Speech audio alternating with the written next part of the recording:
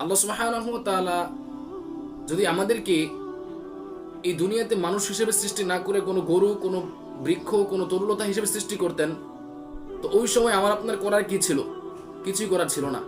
আল্লাহ তাআলার বিশেষ অনুগ্রহের মাধ্যমে আল্লাহ তাআলা আমাদেরকে মানুষ হিসেবে সৃষ্টি করেছেন, তারও আবার মুসলিম, তারও আবার শেষ আখির নবীর উম্মত হিসেবে।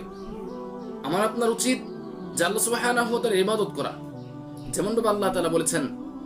এই জন্য আল্লাহ সুবহানাহু ওয়া তাআলার ইবাদতের দিকে মশগুল হওয়া আমাদের প্রত্যেকটা মানুষের উচিত।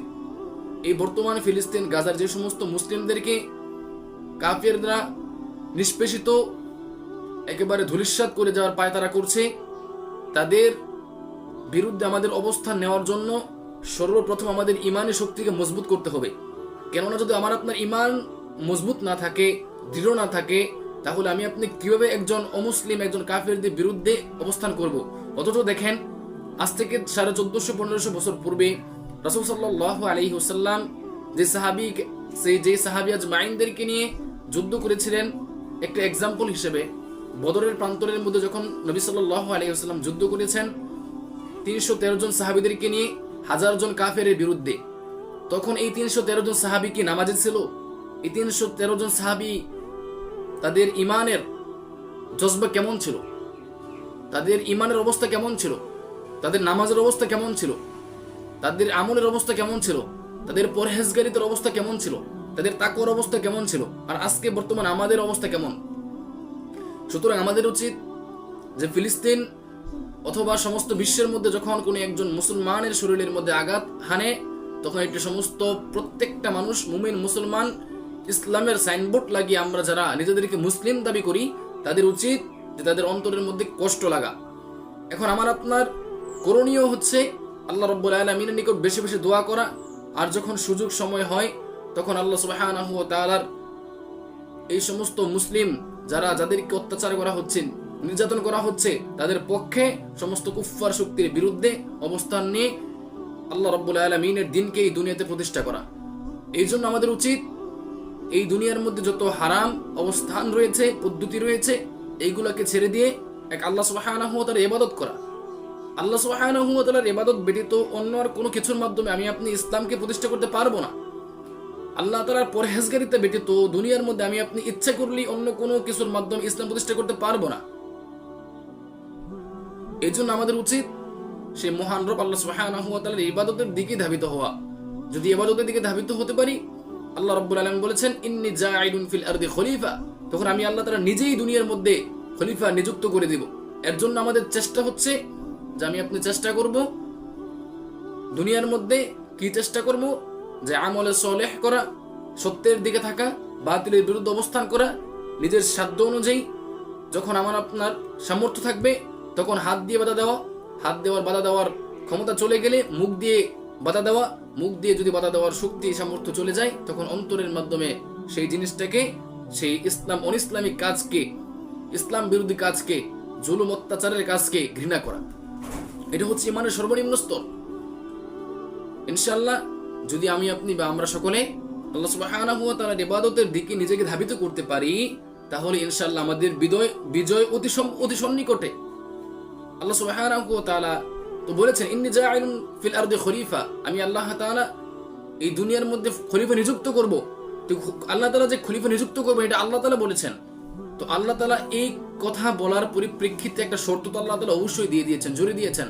সেই শর্ত হচ্ছে যে তোমরা দুনিয়ার মধ্যে আমি আল্লাহ তাআলার ইবাদতকে আমি আল্লাহ তাআলা যেমন ভাবে বলেছি তেমন ভাবে করো। অথচ আজকে আমি আপনি যদি দেখি, তাহলে দুনিয়ার মধ্যে অনেক মানুষকে আমরা দেখব যে তারা নিজেদের মন মতো ইবাদত করছে, আল্লাহ তাআলা এবং নবী সাল্লাল্লাহু আলাইহি ওয়াসাল্লাম যেমন ভাবে বলেছেন তেমন ভাবে করছে না। এজন্য আমাদের উচিত আল্লাহ রাব্বুল আলামিনের দিকে ইবাদতের জন্যই ধাবিত হওয়া।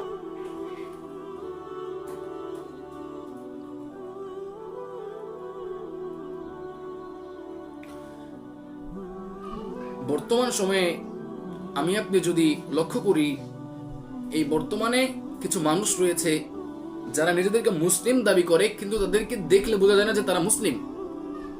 একজন মুসলমানের শেয়ার কি, একজন মুসলমানের নিদর্শন হচ্ছে যে তার মুখে দাড়ি থাকবে, অথচ যখন বাজারের মধ্যে অথবা রাস্তাঘাটে কোনো এক জায়গার মধ্যে কোনো একজন ভাইয়ের সাথে দেখা হয়, তখন তার মুখের দিকে তাকালে যখন তার মুখের মধ্যে দাড়ি না থাকে, তখন তাকে মুসলিম হিসেবে কি আমি আপনি স্বীকৃতি দেই কি না দেই, এখানে আমার আপনার প্রশ্নবিদ্ধ। অথচ নিজেকে মুসলিম দাবি করি।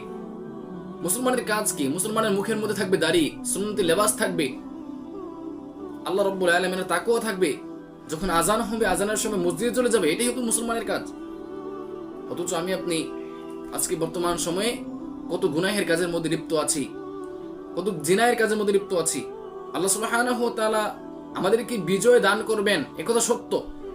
আল্লাহ তাআলা ফিলিস্তিনের মধ্যে ইসলামের বিজয়কে একেবারে কঠিনভাবে, একেবারে স্থায়ীভাবে করে দিবেন, একথা সত্য। কিন্তু এই ইসলামের বিজয় কাদের মাধ্যমে হবে?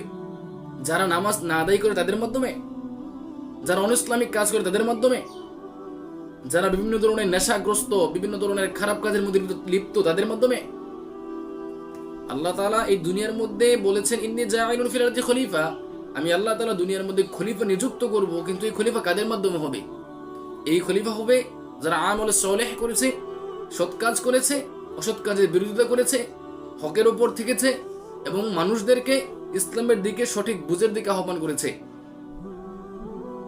এবং যখন কোন মুসলমান সারা বিশ্বের এক প্রান্তের মধ্যে তার শরীরের মধ্যে একটা আঘাত করা হয়, তখন সে যেন মনে করে যে তার অন্তরের মধ্যে, তার শরীরের মধ্যে আঘাত করা হয়েছে। কেননা আল্লাহ রাসূল সাল্লাল্লাহু আলাইহি ওয়াসাল্লাম বলেছেন যে ইন্নামাল মুসলিমুনা ইখওয়া, সমস্ত মুসলমানরা হচ্ছে ভাইয়ের মতো, ভ্রাতৃত্বতা তাদের মধ্যে অবস্থান করা উচিত।